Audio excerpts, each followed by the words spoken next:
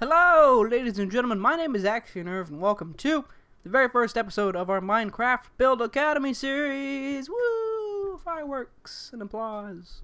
Hopefully it doesn't go too bad. So, anyway, if you haven't seen my video before I posted this video that you're watching right now, this series is going to be about build theory, build advice, build tips.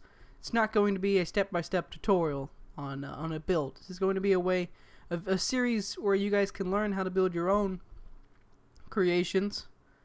Hopefully, I'm a good teacher. Hopefully this goes well. So if you enjoy the video, make sure to leave a like, share it with your buddies, favorite. It helps immensely. Immensely, it helps so much. So make sure you do that and subscribe if you haven't already. And let's get started, shall we? Today's video is going to start off with the bare basics before you even start building, right? We gotta choose the materials that we're gonna start building with. So that is today's video, and I want to start by asking the question: why do we choose the blocks that we choose? All right, this is a difficult question to answer. Believe me, believe you me. I've recorded this video 20 times. 20 times. I can't get it right. So hopefully this will be the good one. So why do we choose the blocks that we choose? Well, there are a lot of different factors that go into choosing blocks. Alright, we can start off with the two most basic: color and texture. Now, every single block in the game, even stairs and slabs, can be categorized by their color and their texture. Alright, that's just the basic kind of thing. So, keep that in mind when we go through and choose your blocks. You want to watch about for the color, how it contrasts with other blocks that you are choosing, and the texture of that block with whatever style that you want to build in. Alright, see, like medieval uses rough textures, modern uses smooth textures. Can use rough textures as well, but mainly smooth. So keep that in mind when you're choosing. I gotta kill this bat, damn it. God, I'll leave you. I'll let you live now. Damn it, I've killed like 50 of them. So anyway, let's move on to the next point. Now, besides color and texture, there are a couple other factors that go into choosing blocks, right? If you want to build something that is sort of historically accurate, you can factor in authenticity with your block choices, or logic, right? I mean, you're probably not going to build your entire medieval house out of wool, right? They're just kind of stupid. That'll burn down. So I mean, you wouldn't put that in there, or build the entire house out of stone bricks. It's not really plausible, I guess. Of course, we can't, and you can build a completely historically accurate house in Minecraft, medieval wise, but it'll look crappy. It's just there's no detail. It'll look completely flat. So we have to bring in other materials to spruce it up a bit, to make it look a bit nicer, to add some detail and some depth. So that's the other factor. So authenticity or plausibility of that block having been used in the past. Besides that, there is depth to factor in, the depth of a texture. Let's take a look at, for instance, bricks, or even stone bricks would be better.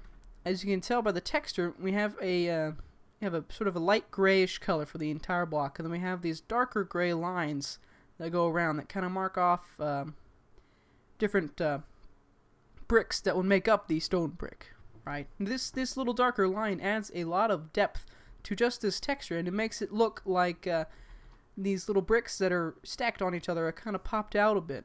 They sort of laid on there, and this is sort of the cement. It's kind of like a little bit deeper than these blocks right here on the edge. It's kind of hard to describe, but just having this flat, it looks like it has some depth, even though it's a completely flat wall. So keep that in mind. Same thing with bricks, or even cobblestone has that same kind of look. If you stand far away. If you stand close up, it looks like crap. Far away, it looks pretty good. So anyway, there's also the detail part of texture. So you can see with your wood blocks, it's these darker lines and lighter lines have a sort of effect on this texture to make it look like bark of a tree. This is a lot of detail, and just this flat texture just by using different colors in it. So those are all, I think, that was like 4 or 5 factors that factor into why we choose our blocks. So let's get into choosing the blocks now, the main point of the video here. I'm going to start off, we'll have these first few videos focusing around a medieval house, since that's what I have more experience in. So when you start off building a medieval house, right, you want to choose 3 main blocks that you want to use, right? We're not going to use only 3, we'll use more than 3, but there's 3 main blocks, or 3 main roles that we have to fill, and we're going to choose blocks to fill that role. Alright, first role is a structural support block, or a block that will, if physics were added into Minecraft, would support the walls or the roof. As you can tell, usually medieval builds use a wood pillar as their support structure block. Like this is oak wood. Of course you can use any other wood, but we use these blocks mainly because 1, they are, I guess, a plausible material, and 2, their texture, or the detail of the texture, lends itself to a sort of support structure type of block. As you can see, these dark lines that make a bark texture sort of add a lot of verticality to that block. Now that's mumbo jumbo, but anyway, you kind of get what I'm going at here. We're going to use a wood block to fill our, what was the role? Our support structure block. Now role number 2 is going to be our dominant wall block. As you can see right here, we have a stone brick dominant wall block, or cobblestone. Now we're not going to have our entire wall made out of this material, but it's usually a good idea to have that material in mind, so where you have your walls are similar, and there's sort of a continuity of design around your build. So every wall would have a support structure block and main wall block. So those 2 are taken care of, and our third point is kind of basic and easy, just our roofing block. So we're going to use oak wood stairs for that.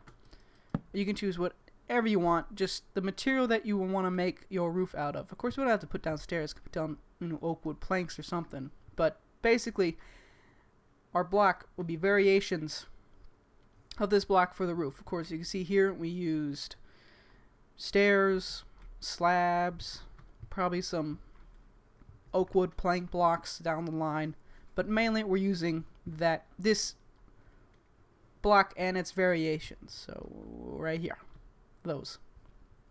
Now those are our 3 main blocks. Now apart from those, we can add on our detail blocks, the blocks that we will use to add detail, add depth, and add some color to our build. So let's go and think of blocks that we used over here. As you can see, our main wall block was stone bricks. We used cobblestone as our detail block underneath our windows. We also use glass panes for our windows. Any block would kind of work. Maybe fences or something would also be good in this sense. Buttons is also a good detail block, and wool also adds a lot of a nice color to our build. So we can put these blocks down here. So we use, you know, glass panes for detail, buttons, wool, stone bricks possibly. Now all of these, when we're choosing these blocks, we're thinking about the points that I've said, you know, just a while ago. Plausibility, detail, texture, color. Now our sort of color contrasting stuff that we went over in the beginning plays a huge role when we choose our wool, for instance, for our detail block on the 2nd floor. Let me change the time real quick.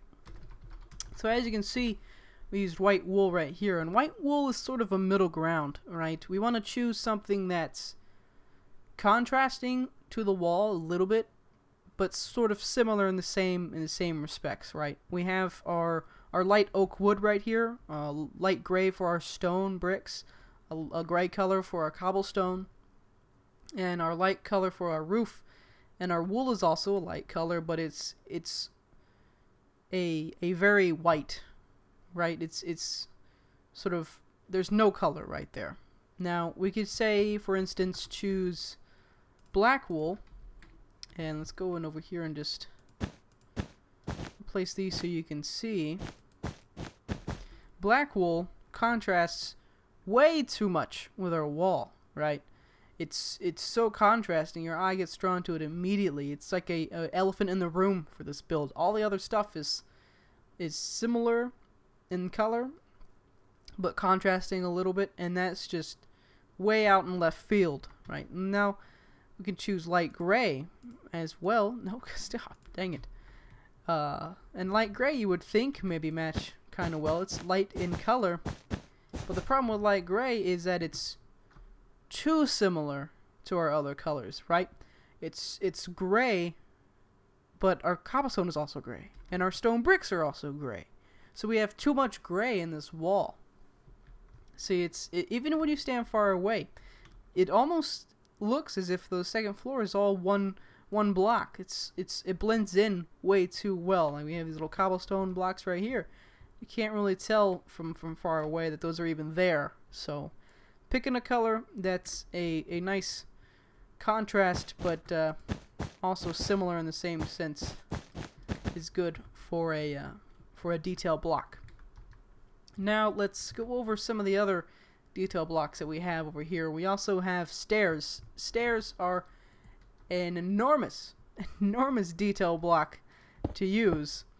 They add a ton of not only textural and color contrast, but a good, what's the word I'm looking for? A good it's not a whole block. There we go. it's a good, you know, size cut difference. That's a word. I'm out of words for this. Jeez. Slabs also are very good in that sense, and so are fences as well. And I just threw that out of my inventory. Or, you know, iron bars or other stuff that that isn't a whole block, like some of these are. So other than that, it's pretty much kind of the basics of our detail blocks and our wall blocks. So when you want to start off your build, it's good to have these sitting here to kind of see what we might not even use all these blocks, but it's nice to have them here to see what kind of blocks that we might be using. So hopefully this tutorial, or hopefully this first video was easy enough for you guys to follow. It's very difficult to start off with a horribly hard question of, you know, why we use the blocks that we use. It's much easier to kind of start off somewhere else, but this was very interesting to make a video on.